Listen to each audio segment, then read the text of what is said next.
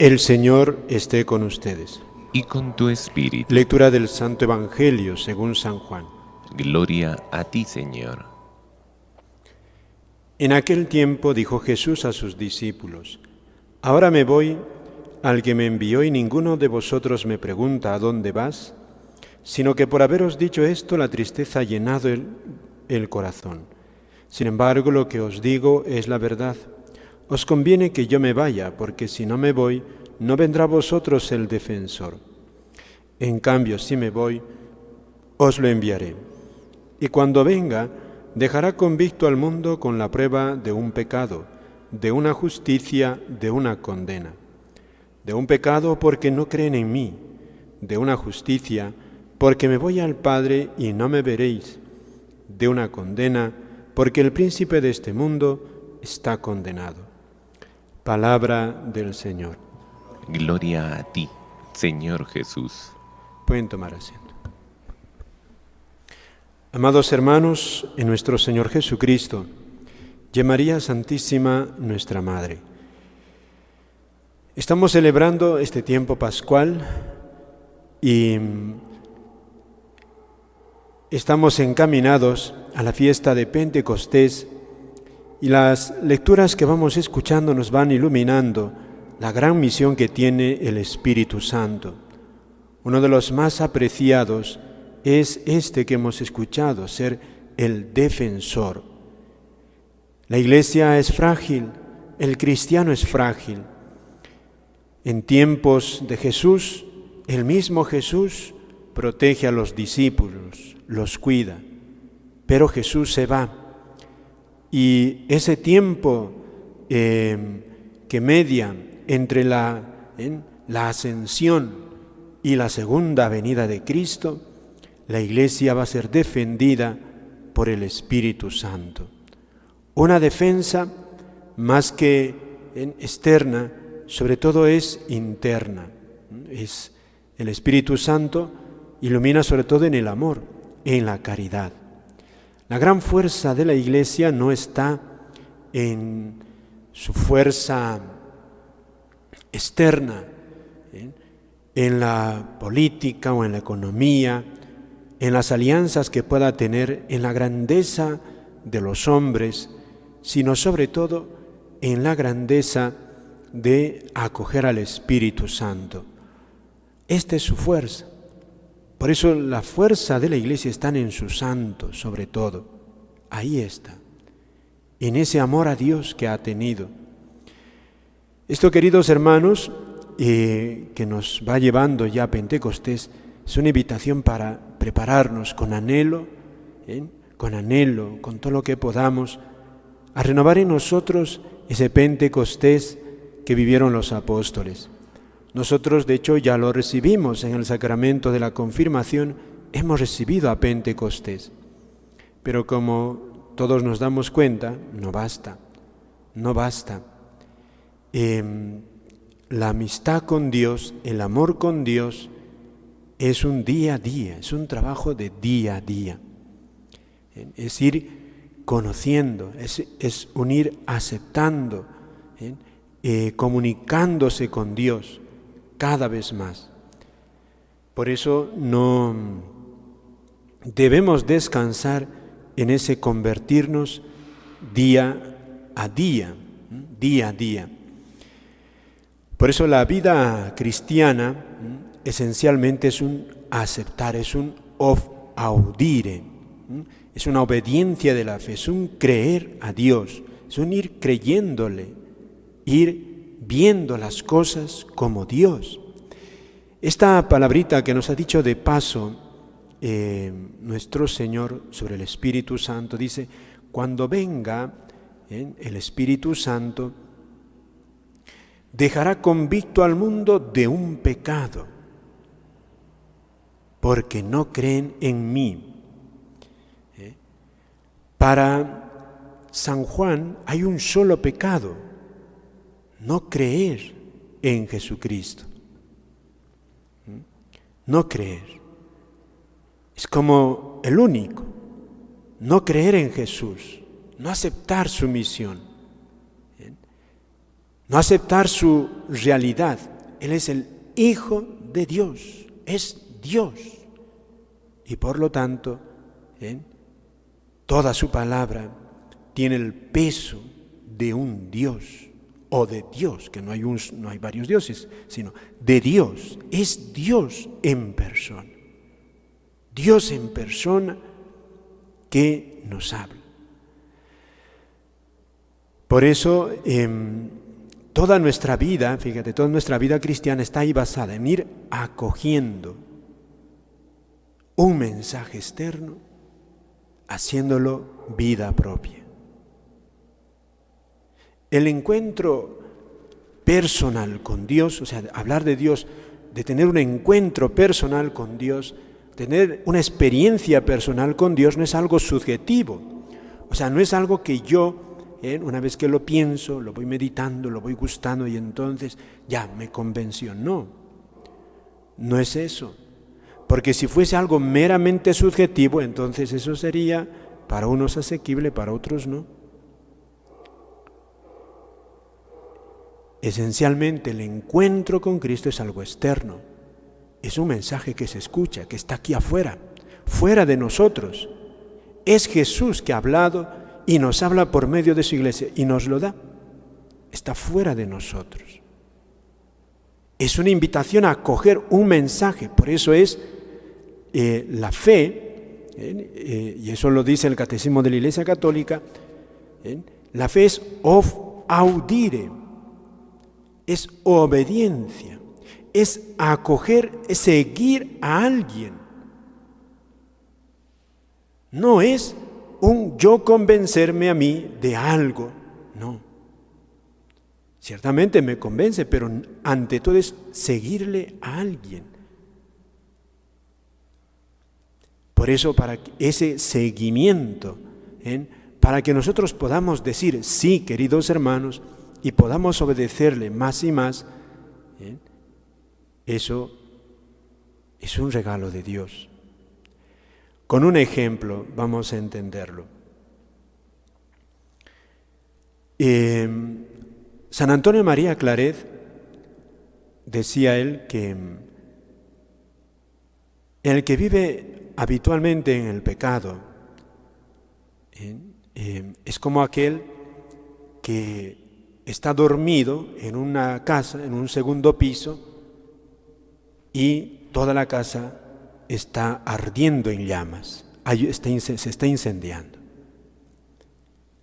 Así hablaba San Antonio María Claret del pecador, de uno que está dormido y la casa arde en llamas, pero está dormido.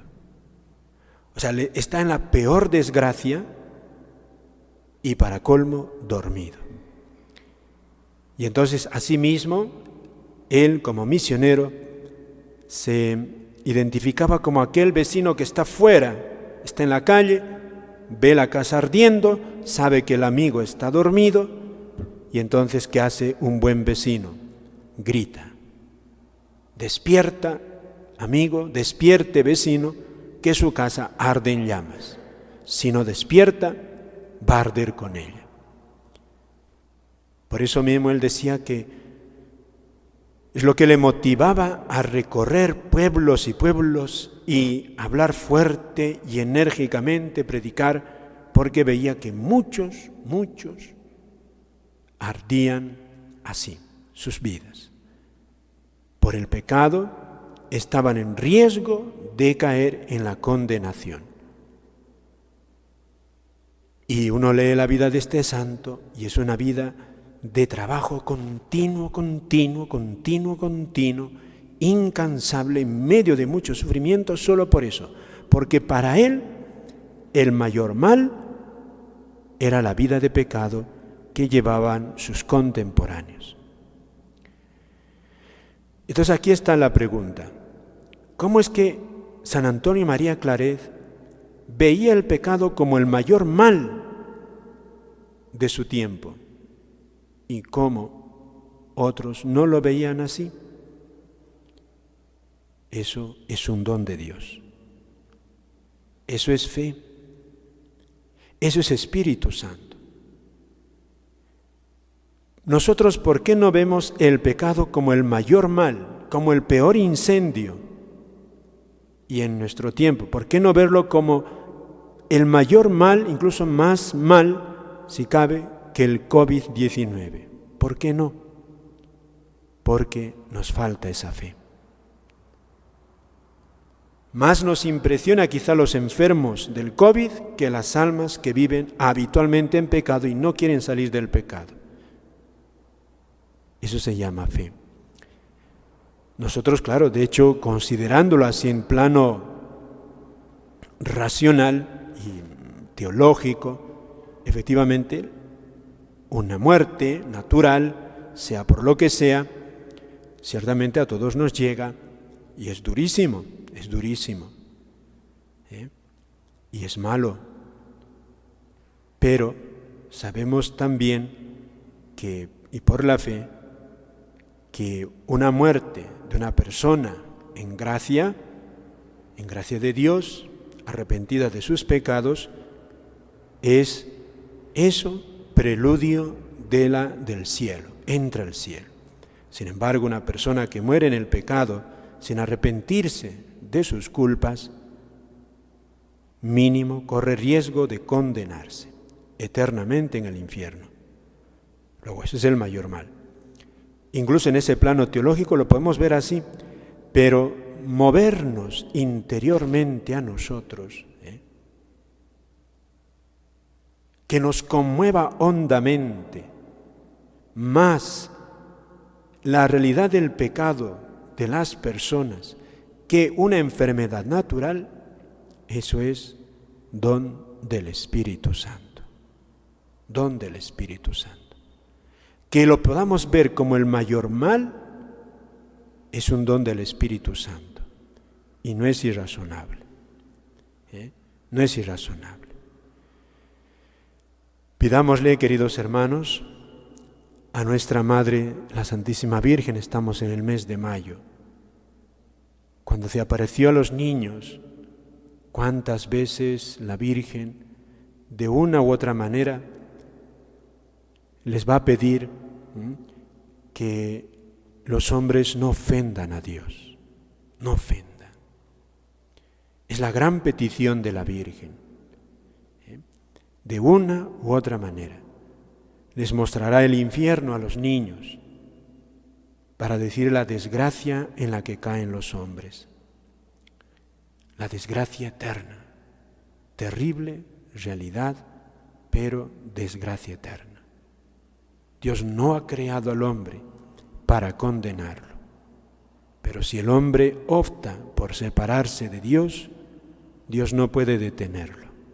No puede detenerlo, no puede, porque Dios se rompería, porque Dios ha hecho esencialmente al hombre libre, incluso con la posibilidad de rebelarse contra Dios. Por eso el infierno es la libertad desatada, ya sin límite. Y es el caer fuera de Dios, fuera de Dios. Ya la libertad descontrolada. Decía nuestro padre Molina, el infierno es como la bomba atómica, desatada pero sin control. En cambio, aquí, el hecho de que nosotros podamos tener tanta vitalidad, tanta energía, tanta capacidad de hacer el bien, es eso es como la energía de la bomba atómica, pero controlada. Que lo controlan los científicos aquí, sabemos el átomo que se parte, se crea energía nuclear y cuánto bien se hace. Eso es la imagen de la libertad, encaminada, ordenada. Pero una vez que se desordena, se quiebra totalmente, destruye y hace muchísimo daño. Eso ya es la otra vida. Es lo que Dios ha hecho. Ha hecho al hombre libre. No puede quitarle esa libertad. No puede. O sea, esa capacidad de decidir por sí mismo. Y es un misterio por eso. Pidamos a nuestra Madre, queridos hermanos, porque muy en el fondo el ser humano no es malo ni bueno, escuchaba alguna vez a un sacerdote, no es malo ni bueno, sino que es frágil, es débil. Por eso peca y puede convertirse. Y uno que está convertido puede convertirse también en pecador.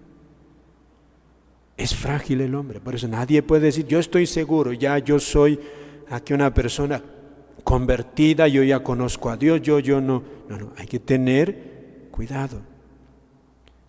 Por eso lo que nos toca a nosotros es trabajar con temor y temblor por nuestra salvación, poniendo los medios para no caer en las tentaciones, huyendo de las ocasiones de pecado, frecuentando los sacramentos, orando con frecuencia, suplicando al Señor nos levante siempre de las caídas. Por eso también eso es la Virgen, queridos hermanos, invocándola con sinceridad, a ella su ayuda, porque el demonio no duerme y busca de nosotros destruirnos. Y la mayor destrucción es la condenación.